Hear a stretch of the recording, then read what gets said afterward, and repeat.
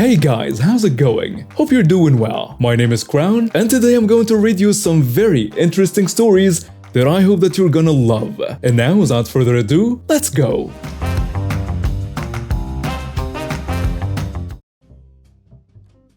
So, I'm betting on a general assumption that someone in dress clothes is mistaken for a store employee.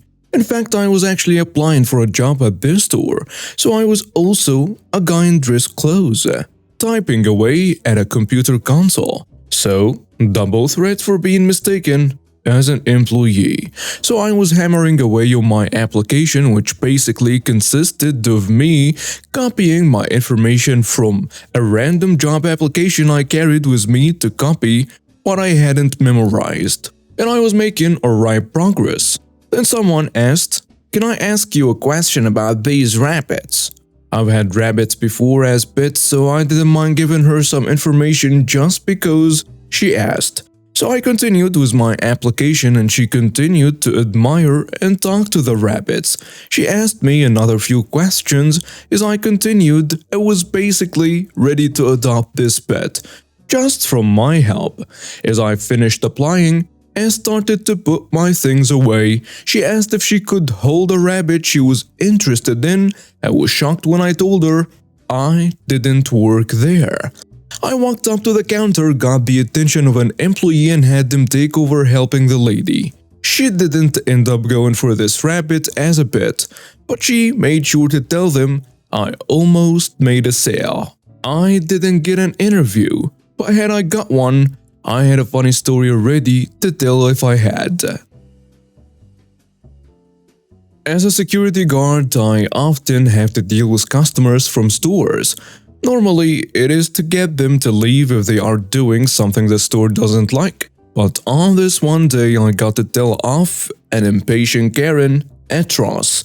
So for some backstory, I was stationed as security for a shopping center, and as part of my rounds when I would first clock in, I would check in with a Ross, as I was always called in to help them with stopping someone from stealing.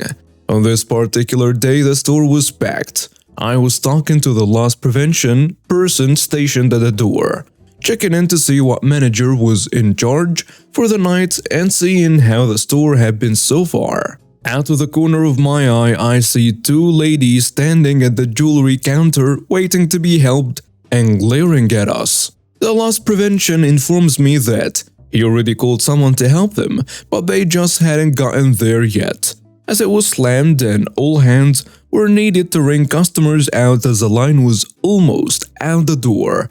It was so long. As we are finishing up our talk, which was only maybe 3 minutes at most, I turned to walk out the door to finish my rounds when Karen suddenly yells towards me, "Excuse me, I need some help here," in a very rude tone. Not missing a beat, I turn around and look at her. "Ma'am, he already called someone for you." I point at the loss prevention guy.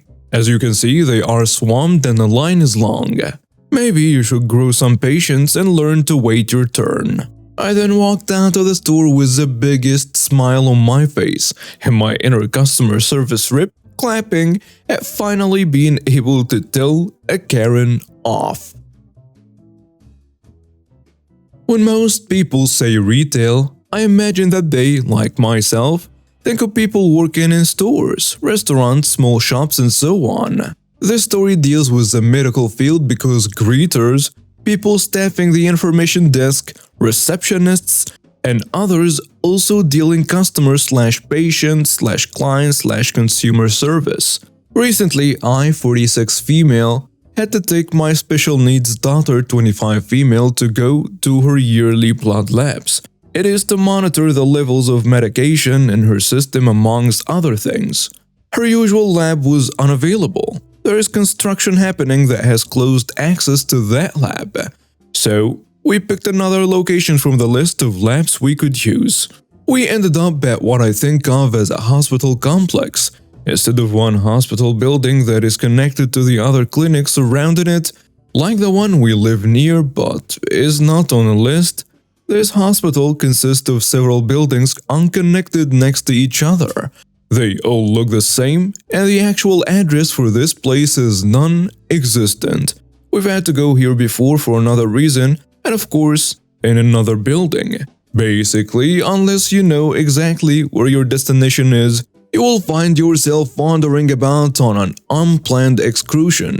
Now, the staff I have interacted with in the past, unless a medical practitioner, all wear fairly casual clothing. The only real thing differentiating them from a non-staffer, if they are not at their assigned station such as the information desk for example, is that staffers wear an ID on a lanyard. So I picked a random building.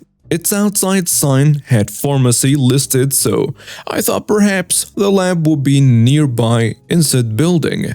I got in and no one was there. No helpful information desk. No map saying you are here on the wall. Just a small coffee/snack shack and 2 signs on the wall. One listing in small print providing which floors housed which providers, and the other sign much larger with pharmacy and an arrow on it pointing in a vague direction near a hallway that was partially hidden.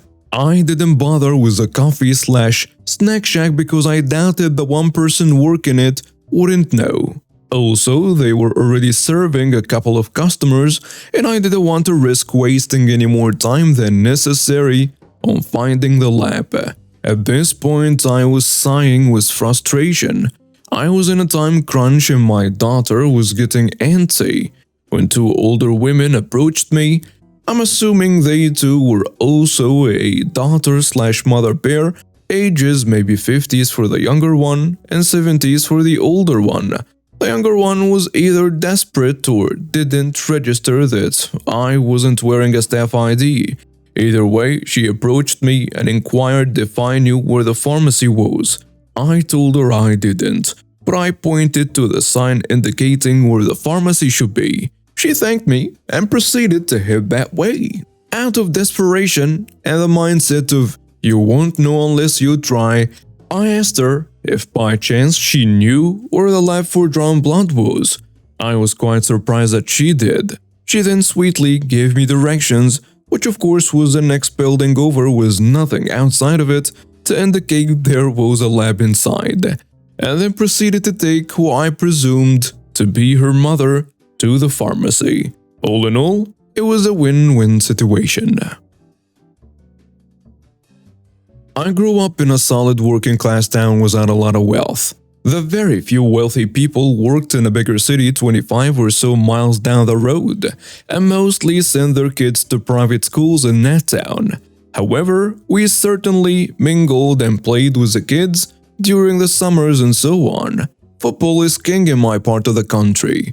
Our high school programs play in front of thousands. It is table talk year-round, and youth football starts as early as 6 years old. We played in backyard schools all the time. I always had a football in my hand and was generally a highly regarded player in my neighborhood. However, there was one kid who dominated us. His name is Mike the Fourth. Yes, he was a fourth. He was one of the rich kids, and he was seriously 6 inches taller, faster, and stronger than the 8th grade boys while he was still in 6th grade. He went to the private school, so outside of neighborhood football, I only competed against him in track and field in the spring. But we saw him all the time, and he was a bully to all the kids. The force was always talking down to the rest of us poor pieces of crap, throwing our stuff in a creek near the field we played in. Anytime we had success against him, he would claim one of us was cheating, beat one of us up, or whine and walk away. During the regional and state championships in middle school track, he beat me both years in the 100 and 200 meter runs. We finished first and second at every meet. Once we moved to high school, football ramped up big time. Now we were preparing to play high school ball for our school in our town. We all assumed Mike was going to continue to play at the private school he had attended. Much to our dismay, there was Mike in full pads on our first day of football practice, our freshman year. It was then that I found out why Mike was so much bigger/better for his grade level. Mike was pretty old for being a freshman. He had an October birthday, while mine November. Not much older, you say, except the cutoff for starting kindergarten was September 30th. We have both missed that cutoff when we were little, except my parents enrolled me anyway. My birthday was November of '84, while Mike's was October of '83. So I thought. We also found out Mike had failed 3rd grade at his private school and had to repeat. His birthday was actually in '82. He was 25 months older than me and we are competing at the same grade level. No wonder he was so much bigger. That slightly worked against him, because the Catholic Athletic League had rules about age limits in their high school sports. So Mikey had to go play with us poor kids at the public school in high school. Freshman year, Mike makes the varsity as a backup quarterback, and I'm relegated to junior varsity. His ego really stepped up then. He was a freshman playing varsity in a town where football is king. In addition, he got his driver's license and a new Camaro. Also, he was the only rich kid at our school. I envied yet hated him so much. He was always reminding us of our place in the social world and constantly making quips about having to walk, ride bikes, go to Goodwill, and so on. The next summer, Mike spent at various football and speak camps. Us poor kids just play ball. Sophomore year comes and Mike is a starting quarterback, but I'm his best wide receiver.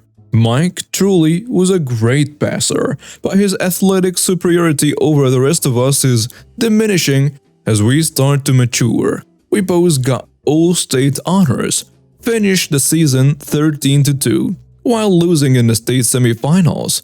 Mike is starting to get noticed as a potential college quarterback. His head gets bigger.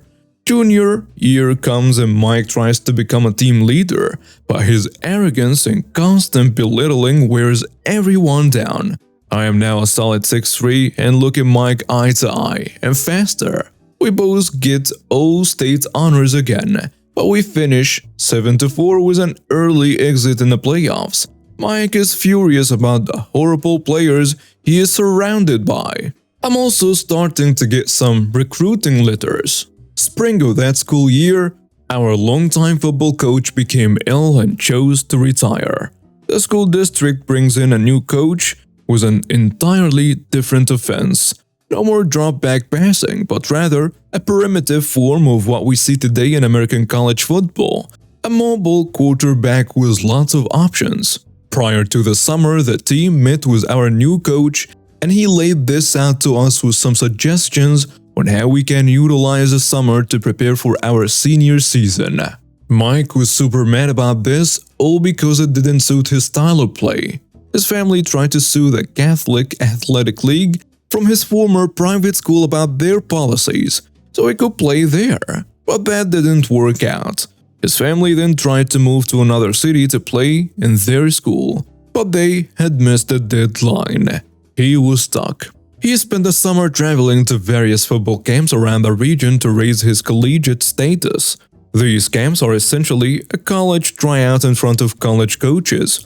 I spent the summer with a plan to finally beat Mike and become the quarterback. I had talked this over with our coach and he told me the best quarterback will play in the fall. I worked in the same field of our youth the entire summer with various other players practicing the playbook we had been given. Mike was trying to improve his footwork while the rest of us were learning the playbook. Summer ends and we begin full practice. This was the first time I had seen Mike all summer, and he crapped a brick when the coach told us to separate into groups and I walked into the quarterback group. I was now the bigger, stronger, and faster one. I had been practicing all summer, and I had done so with our teammates. Given his status as a two-time All-State quarterback, he was granted the starting role. But it was obvious who was better on the field. I easily played the role of wide receiver, but maintained the backup quarterback role. I was not happy about it, but it changed after we lost our first game. Mike didn't comprehend the playbook so well, was horrible at his option reads, and generally sucked. Our second game started with Mike getting crushed by a sack and fumbling that lead to a touchdown for the other team. He was not injured at all, but the head coach insisted he sit out a series to recover. I took over as quarterback and never gave it up. I was pretty iffy passing those first few games, but the game started to become easier for me. We rolled off 14 straight wins until losing in the state finals. I was all-state at quarterback and Mike was a pinch warmer. All of his recruiting dried up. I accepted a full scholarship to the university down the road and got to play in front of crowds of 100,000. I had moved back to wide receiver and had a pretty solid career there. I was nowhere near NFL talent, but got to travel to bowl games and was generally a hometown hero as a poor boy who went to the big school and played on ESPN. Many of my friends from college played on Sundays, and I'm pretty sure one of those will be wearing a yellow jacket as an inductee to the Hall of Fame. I think most of these things would have happened had I not wanted to beat Mike at quarterback, but Mike's life would surely be different. While not playing dried up his major Division I offers, he still had plenty of interest from smaller colleges. This did not sit well with him. He decided to replay his senior year at a private school several states away. His family sent him to a private boarding school in Pennsylvania, which had no age limitation rules, where I understand he was absolutely miserable. Here, he was a poor kid and almost 20 years old at that in high school. From there, he went on to play junior college football and ended up walking onto the directional school in that same state. He never played there and returned to our hometown to take over his daddy's car dealership. I stayed in the same town as my university as a financial planner for a mentor I had met in college. His grandson had competed against him throughout our younger years. He had followed my entire athletic journey, and he was very proud of the local boy. He was a big name in the community and had taken me under his wing when I first stepped onto campus. John stepped away from the business a few years back and left me with his entire life's work on the condition I have a position for his grandkids/great-grandkids should they choose that line of work and have a college degree. I am not entirely sure what happened to Mike.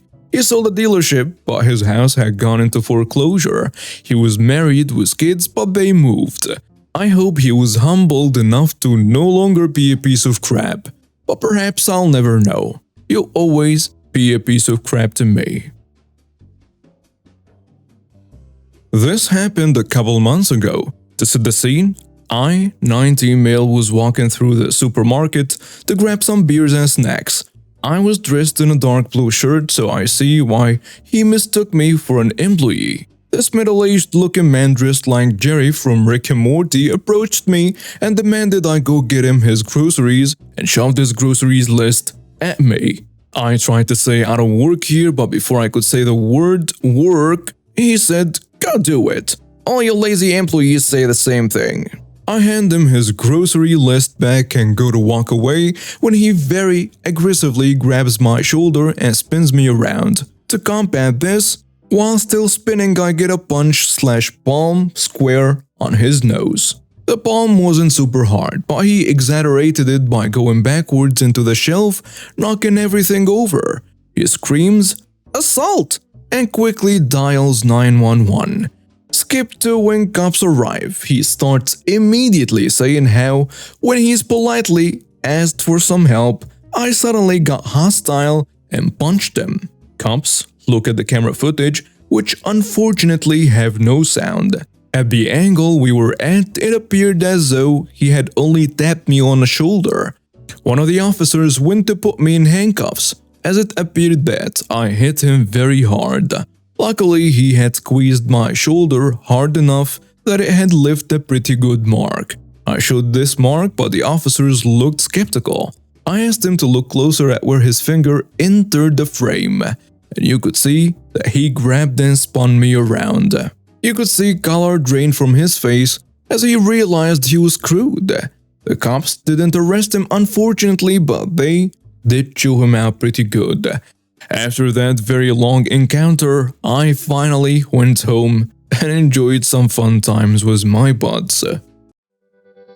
And now we have reached the end of today's stories. Thank you for watching and see you next time.